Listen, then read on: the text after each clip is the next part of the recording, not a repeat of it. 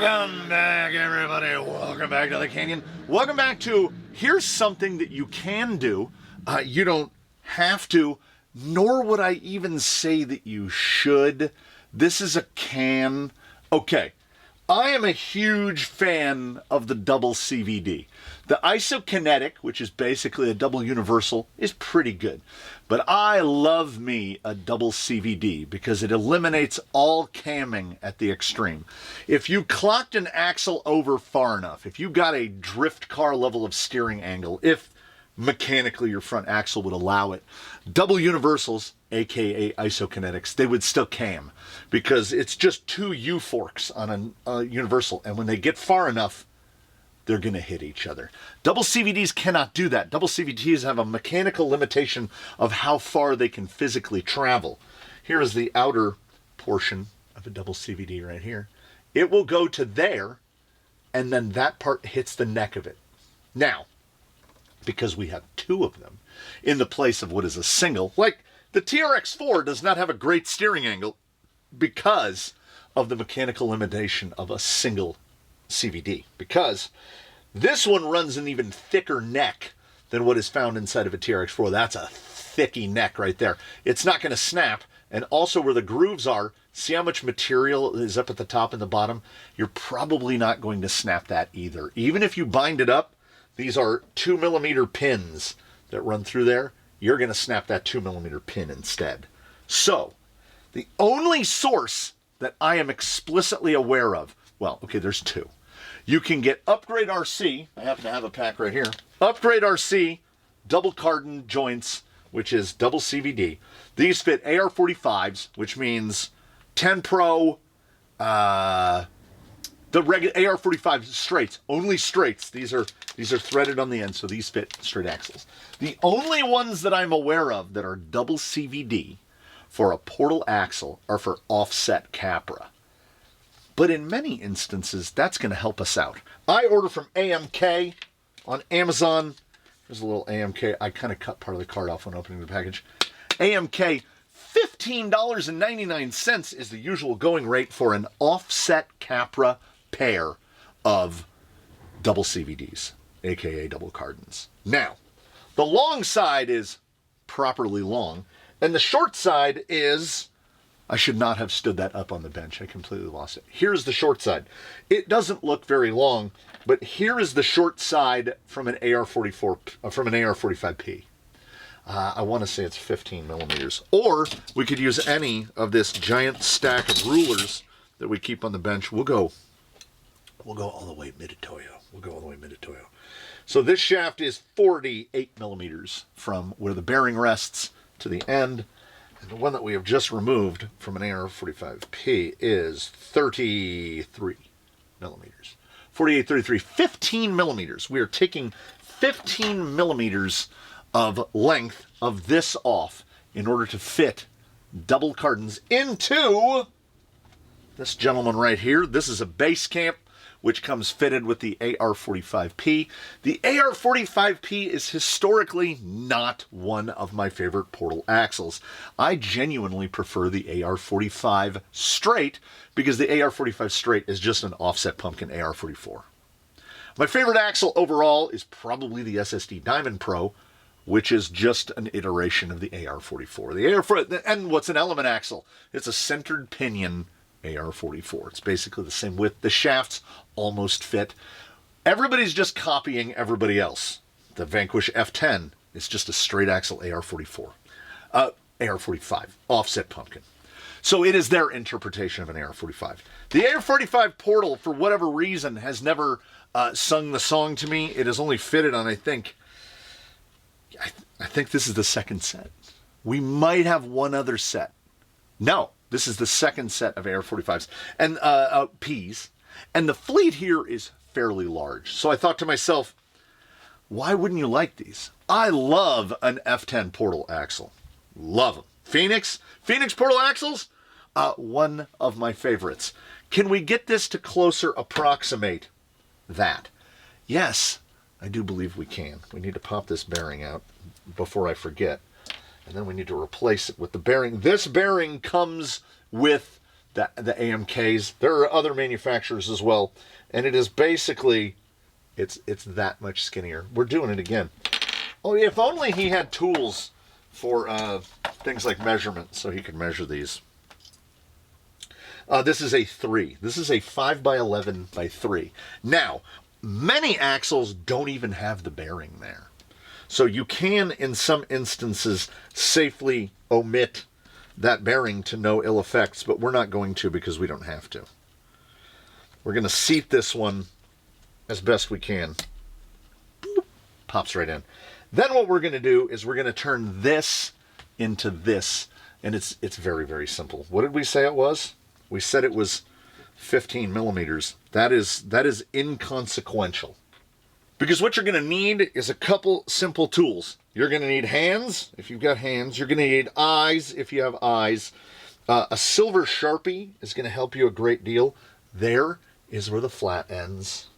And we're going to go to right there. And then we're going to kind of draw it around, because we're going to go right up to that silver edge. Then we're going to double check, and we're going to make sure that we didn't come in too far. No, that's to me, that looks just about right.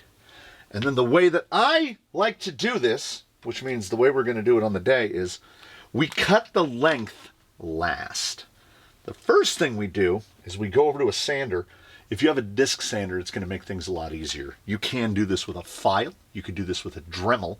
But if you're using a disc sander, I'm using a 9-inch disc with an 80 grit wheel on it. So the 80 grit, the metal doesn't even get hot. So we're not going to mess the metal up that way. We're just going to take this and we're going to extend it back to about where that silver mark is. So as you're grinding away on this thing, what you want to do is use the aforementioned eyes to look at it, hands to hold on to it. If this thing starts to turn into the wrong end of a soldering iron, you're pushing too hard. Let the tool do the work. You go pretty gently, and if you've already removed a spool, or if you have another spool laying around, it will make things a lot easier, because then you can check to see if your fitment is okay. And I got real close. There is the tiniest bit of lash in that. Then we double check and we look where we're sitting, and I don't think we quite got far enough down into the silver. Now, if you don't get far enough down into the silver, you will know right away, because we can do it right now. When we insert this into the axle, it won't go in all the way down, and then you're not going to get steer angle out of it. Now, this is not going to go in all the way at all, because it would go past the midsection. We haven't cut it down yet. Cutting it is super easy, but what we'll do is I'm going to basically go, if this is a little too deep, it's fine. It's probably, no guarantees expressed or implied, it is probably not going to impact the overall strength of this. Now, the short side, you want to try to get it close. The long side has more room to twist, so it's not going to try to snap on you. But like I say, these kind of have a built-in slipper clutch in that it's a 2 by 12 millimeter pin with a relief on it for the set screw, and that will usually snap first. Ask me how I know. So now we'll get even a little more technical, and we'll feed it in here, and we'll measure the distance here, which is about 20. I've got 21.5 with that at full insertion, and then we'll insert this all the way. And so long as this number is at or around 21.5, this number is 20.6. Which is okay. Which is okay. Right? Right? Is that okay? Or does this need to go in far? I question myself now. No, we need a little bit. We need one more. Full disclosure, unasked for and unnecessary. This side is already done. We'll be seeing it in a moment. You don't do the first one on camera because you'll ruin everything.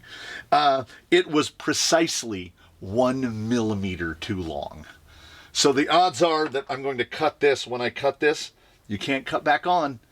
So I'm probably going to cut this and it'll be 1 millimeter too long as well. We will sort that out. All right, so I got it to 20.55 exposed. So we are, you know what? If we're talking about 0.5 millimeters being the difference between success and failure, then this entire process is doomed to failure, despite the fact that I got the other side to work. So now we're going to go right about there. There's our rough estimate right about there. We're going to cut it off with a cutoff wheel. You could, if you want, and you're not too worried about the heat. I wouldn't be excessively worried about the heat. You can just feed this thing into a sander and be done with it. And again, more full disclosures you don't need to know about. I just discovered these Klein Scribe pens. They have an extremely fine point on them. How fine, you might ask? I tried to put the cap on with one hand like that, and when I pushed down, the cap fell off, and I just stabbed myself in the thumb with a pen, and it really hurts. It really hurts. Don't do that part. So it cuts pretty easy. If these are hardened, they're hardened a little. We will get to the important part here is these are the 2 by 12 millimeter pins, and they have a little flat because there's a little set screw involved in holding this thing together. Regardless of what you do, if you are buying these, and I don't know how you got here, if you are buying these specifically for offset Capra, you're going to take them out of the package. If they are assembled, sometimes they come assembled, sometimes they do not. If they come out of that package assembled, you are going to disassemble them completely. You are going to need a 1.3 millimeter Allen wrench. If you don't have one, get one. You're going to completely disassemble them. You're going to put thread lock into that barrel, and then you're going to put that set screw back in. 1.3 millimeter Allen wrench, non-negotiable. Thread lock, non-negotiable, and it needs to be purple, which is low strength for very small fasteners. And then we are going to insert the pieces back together. We're going to try to get the flat oriented so that it is lined up with the set screw. We're going to tighten it down, and we have now built a double universal. They don't have to be remarkably tight because we've loaded it down with purple. And there's your double CVD. I just called it a double universal again. That's not critical. Also, 2 by 12 millimeter pin, not super common. Also, not a problem. Do you own a 2 millimeter drill bit? Then you have a replacement pin, and if and when you have to install that as a replacement pin, that one's not going to break. Will it move down and break something further down the line? Possibly. Possibly. It's much easier to get the other side in for whatever reason. We've got our portal box ready here, all greased up, good to go. And if history repeats itself and we have as easy of a time installing this side as we did the other, then we've done the thing. We came here to do a thing, and we did the thing. Now, and you can go ahead, there is a travel stop on your AR45. You can trim it off. It was right here. We just kind of trim that off. You know what works better for setting this guy upside down because I'm too lazy to take the driver out of it?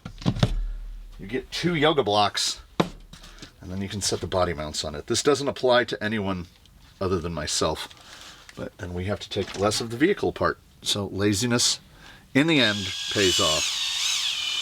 We call it energy conservancy. Now, will this increase your steering angle? Is that a question that you have? It will extend your steering angle as far as the AR45 steer angle will go, and no further. Because once I get this final screw in and the front end is put together, and I'll throw 2 tires on it so that you can see it a little better. Well, first we'll flippy it and floppy it so that you can see it without tires, and then I will throw tires on it so that you can indeed see it better. So we are now fitted with double Cardan, and you will notice these are Samex, big heavy brass guys. You will notice that shape on the Samex. Well, that is as far as you can physically throw on that side. It's now gobbling it up. Removing it, it hits right about there without it. So you've added that much more, and then it's the same with the other way. and the weight is actually hitting the shock mount. So if this does not look like more steer angle to you, I fully understand that. I'm kind of on board with you. It doesn't look dramatically different. But that is not specifically why we're doing this. We're doing this because camming, as I call it, is the enemy of one and all. We did not replace CVDs, we replaced single universals. So they have, yes, they have quite a lot of throw, but they will also do what I call camming, which is, remember I made a symbol of my two hands like this? Where what happens is this gets over here, and then that is hitting. So your wheel goes, This impacts you out on the rock more than you could possibly imagine. That surge right there is wheel speed changing independent of your desires. It is speeding up and slowing down without asking you if you want it to speed up or slow down. What you want is you want both front wheels to move the same speed all the time. So I have not adjusted endpoints, so I don't know if this will look dramatically more steering angle. We're pretty much all the way there. The difference is, how am I going to do this? I was only we'll just do it upside down. If you only have two hands, you got to make it work. Full lock. Are we full locked? We're not quite. We're close enough. So, do you notice any differential in wheel speed between those two tires? How about now? You can watch it. Let me just use cruise. Wait, I don't have cruise on this guy. I stole it wait, no, I do. Wait, right there. Okay. We'll get about that much speed there. So what we want to watch is watch the little notch just move around at the same speed. And that is at full lock. And did I happen to mention, I think I did, I'm pretty sure I did, that this particular set of doubles costs about $16, like $15.99. And if you have a portal axle, you can go double CVD for either 16. If you're offset, you can do it for $16 plus tax, shipping, whatever. You know, I'm talking about purchase price. I can't control tax where you live. I can't control tax where I live. So $16. If you have you say, but what if I want to put double Cardans on my normal Capra axle? Well, you buy two and you cut down two long ones. So now it costs you $32. What will make you feel better about that is that, remember these that you saw before? That price tag is accurate. $45.99. You do these yourself. It doesn't help you if you have straight axles. If you have straight axles, if you have 10 Pros or AR45 straights, your only option are those. And what it doesn't do is cam at the fullest of possible locks. Do I recommend this? I mean, yeah. Here's the thing. I used to, for a long time, say that I had like a $20 limit. If something is under $20, you don't even think about it. You just buy it. And if it's a failure, it's a failure. You're at $20. $20 nowadays, ladies and gentlemen, is nothing. I buy a 3-pack of organic milk at the Costco. It's $16, right? So what's $20 now? So even if you buy two of these and you spend $32 to put double CVDs on there, I think in the grand scheme of things, it's worth it, because we'll spend that on a set of wheels that we don't even need. So there you go. I tried to keep it brief. I don't know how brief I kept it. I thank you for joining me. I hope that I helped someone. There'll be a link in the description below. This is not specifically difficult. It really isn't. Of things that I've advised people to do before, or advised people not to do before, I can pretty comfortably advise you to do this one, because your expenditure is going to be in the neighborhood of $20, provided that you own and are familiar with operating some simple tooling. If you are not, I'm sorry, I cannot help you. So I would like to see you in the next one. Thanks so much for joining me in this one. As always, as we recommend, please, when I'll do your very best, have a good one, everybody. We will see you again here from the canyon. You know, sooner, later, it's all good.